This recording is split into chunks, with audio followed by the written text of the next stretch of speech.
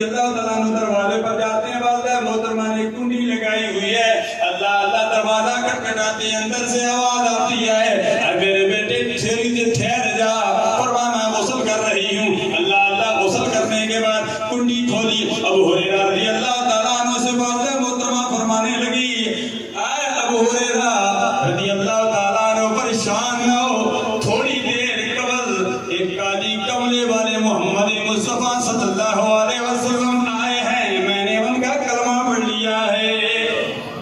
اللہ اللہ امام الانبیاء صلی اللہ علیہ وسلم نے کیسے انقلاب برپا کر دیا۔ حضرت ابو ہریرہ رضی اللہ تعالیٰ عنہ بھی اپنے گھر نہیں پہنچے، گھر پہنچنے سے پہلے ابو ہریرہ کی والدہ محترمہ کو کلمہ پڑھا کے جنت کا وارث بنا دیا۔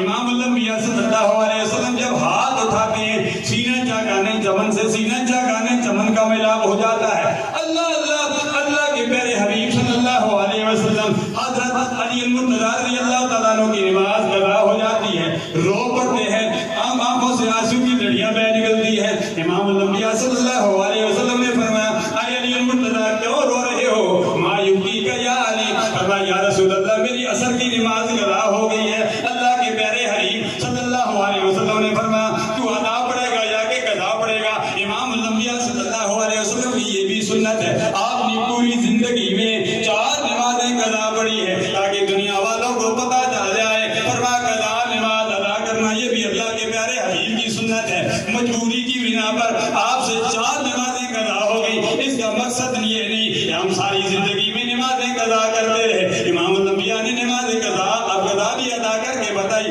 فرمایا تو قضا پڑھنا چاہتا ہے یا کہ ادا پڑھنا چاہتا ہے؟ اللہ اللہ علی المرتضیٰ شیر خدا نے فرمایا یا رسول اللہ آپ کی موجودگی میں قضا نہیں میں ادا پڑھنا چاہتا ہوں۔ اللہ کے پیارے حبیب صلی اللہ علیہ وسلم نے گورے گورے ہاتھ اٹھائے، اگر تم نے دن کو شب کہہ دیا تو شب آگے رہی، اور تو نے شب کو دن کہہ دیا تو دن نکل آیا۔